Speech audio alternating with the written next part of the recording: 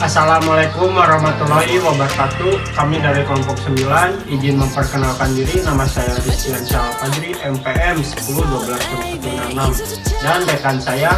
Nama saya Triana dengan nomor NPM 101200062. Nama saya Wulan Karima dengan NPM 10120025. Saya Wulan Sari, NPM 1012061. Video ini kami buat untuk memenuhi syarat salah satu tugas mata kuliah manajemen sumber daya manusia. Untuk tugasnya yaitu merupakan mewawancarai 3 perusahaan diantaranya. Yang pertama yaitu perusahaan Geofmax, dan ini hasil videonya. Assalamualaikum warahmatullahi wabarakatuh. Waalaikumsalam. Selamat siang Pak. Sebelumnya izin memperkenalkan diri. Nama saya Rizkian Syal Fajri dan juga Wulan. Kami dari SD Stanley. Kebetulan kami mendapatkan tugas dari mata kuliah manajemen sumber daya manusia untuk mewawancari berbagai pihak perusahaan. Mohon maaf bila mana mengganggu kami Bapak yang sedang beraktivitas kerja. Sebelumnya boleh memperkenalkan diri Bapak terlebih dahulu serta jabatan Bapak di Geofmax di sini. Ya, Assalamualaikum warahmatullahi wabarakatuh. Waalaikumsalam. Ya, perkenalkan diri, saya di sini bisa disebut Pak Pebi ya. Si nama lengkap saya Pebi Mansa. Saya di sini menjabat sebagai si user all warehouse, atau bisa dibilang si supervisor warehouse sendiri, sebagai penanggung jawab di warehouse-nya Geofmax. Dan barangkali ada yang bisa Bapak, Ibu, atau kakak-kakak sekalian yang mau ditanyakan boleh mengenai si sumber daya manusia ini, untuk rekrutmen segala macam bisa saya jelaskan. Ya, boleh. Izin bertanya Pak, sejak kapan berdirinya PT Geofmax ini? Nah, untuk si Geofmax sendiri ini terlahir dari kurang lebih di 2010 ya. Dulu kita main di sepatu kulit. Nah, seiring berjalannya waktu kita bikin si second brand yang namanya si Geofmax ini. Ini dulunya Geofmax sebenarnya jadi si second brand. Si brand utamanya itu ada Formos. Kita mainnya itu yang Formos itu sepatu kulit. Nah, dengan si pasarnya yang agak susah itu, yang Formos malah turun. Nah, si second brand ini yang si kita fokus di sneaker malah melambung tinggi. Makanya kita sampai sekarang bertahan dengan si Geofmax ini, karena si Formosnya sendiri itu mulai padam gitu. Gimana cara si second itu jadi yang utama gitu? Nah, mungkin kita kan pasti lihat harga pasar juga ya. Iya. Lihat sekitar orang-orang pada main misalkan sepatu sneaker. Nah, si sepatu kulit emang si sebagian besar rata-rata dari teman kita juga emang kewalahan di pemasarannya juga dengan harga yang melambung tinggi. Ya, baik. Kan kalau di perusahaan ini nggak bakal adem-adem gitu, pasti ada konflik kan? Iya. Gimana cara Bapak menangani konflik antara karyawan di PT Geofmax Nah, ini? itu kan kalau misalkan kita mau menegur salah satu orang, kita nggak bisa kalau misalkan nggak berbekal dengan si fakta atau nggak si dengan data. Kita harus berbekal dengan data juga. Apa sih standar yang ada di Geof ini? Iya. Mana yang mereka langgar, mana yang SOP kita dia jalankan gitu. Makanya setiap ada yang melanggar si SOP ya berhak kita menegurnya. Karena kan di sini juga ada leadernya masing-masing tiap bagian. Nah, di sini pun ada 3 bagian di warehouse-nya sendiri. Ada inbound, itu khusus untuk si penerimaan barang masuk. Nah, ada distribusi, itu untuk menyebar si rasio barang mana yang masuk ke offline, mana yang ke online gitu. Nah, dan yang ketiga ini ada outbound, khusus untuk si yang ngerjain orderan lewat website atau enggak marketplace kita. Itu jadi ada 3 bagian di sini. Baik. Tapi pernah nggak sih ada karyawan yang buat kesalahan fatal gitu sampai karyawan itu kayak dikeluarkan secara tidak hormat? Oh, untuk itu kita nggak, karena kan bagaimanapun kita manusia harus memanusiakan manusia itu. Balik lagi ke sana. Nah, kita sebisa mungkin ya apa salahnya kita ngasih toleransi ke orang tersebut. Selama toleransi kita diterima dengan mereka, ya kita juga pasti kembaliin lagi ke dianya. Baik. Mau bertahan dengan si standar yang ada atau nggak keberatan dianya. Kalau misalkan keberatan mangga, pintu terbuka lebar.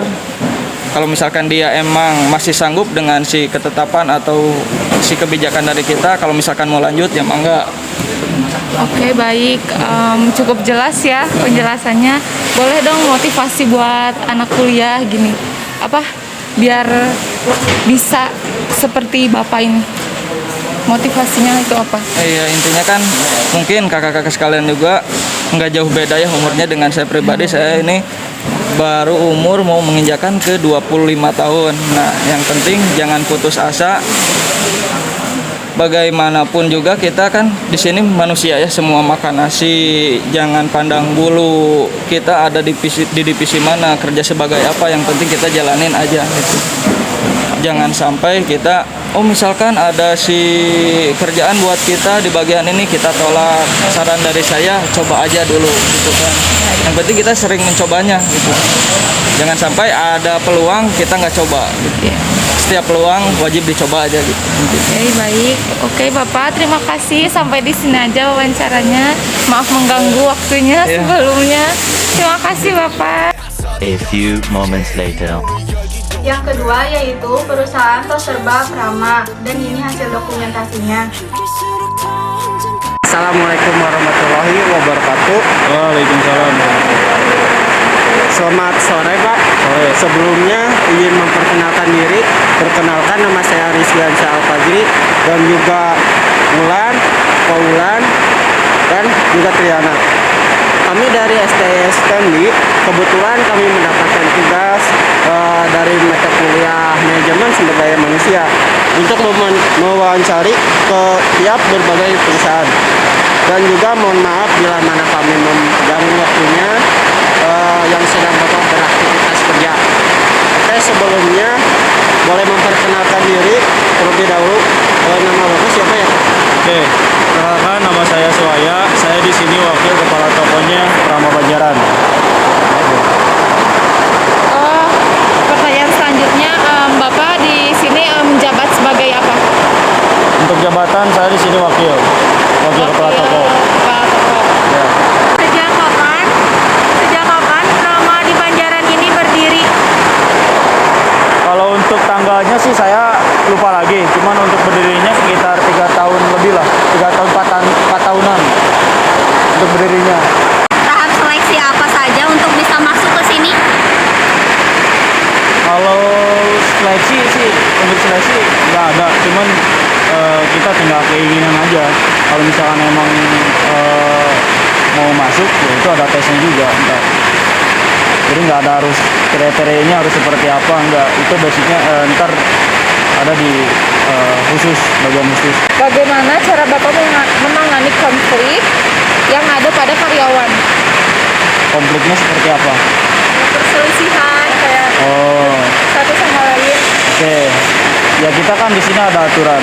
Ya kita ngikutin aturan sesuai SOP yang sudah ada di toko. Kalau misalkan itu masih kita bisa tangani, ya kita tangani. Tapi kalau misalkan itu sudah tidak bisa ditangani, contoh ngambil di area toko, itu kan udah istilahnya udah nggak bener lah. Kalau itu udah bukan lagi ranahnya harus dikasih tahu, tapi itu harus dikeluarin. Gitu. Rata-rata dikeluarin. Kalau misalkan orangnya yang benar-benar fatal kelakuannya. Cuman kalau misalkan dia cuman masalah standar, itu kita ada yang namanya surat teguran. Boleh diberitahukan yang salah satu contoh yang fatal gimana?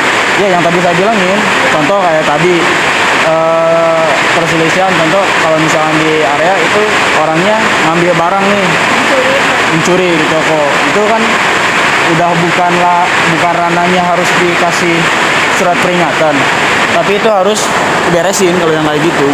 Karena itu emang di SOP-nya udah emang nggak boleh gitu. Tapi emang pernah ada yang kayak gitu, karyawan yang mencuri atau?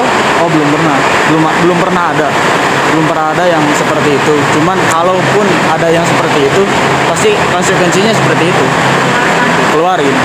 Baik Bapak, cukup, terima kasih. Oke. Maaf mengganggu waktunya. Dan yang ketiga yaitu Siti CGM. Dan inilah Assalamualaikum warahmatullahi wabarakatuh.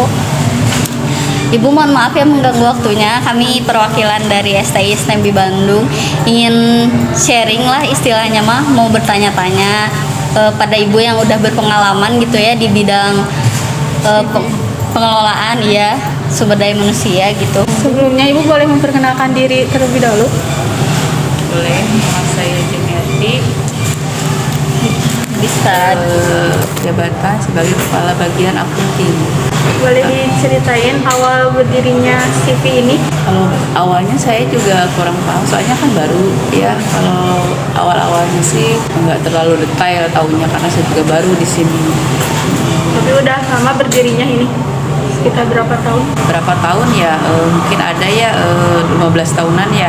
Ibu kan kalau di sini itu banyak ya Bu karyawannya. Misalkan kalau kekurangan karyawan, cara penarikan karyawannya seperti apa? Kayak membuka lowongan di depan gerbang atau gimana?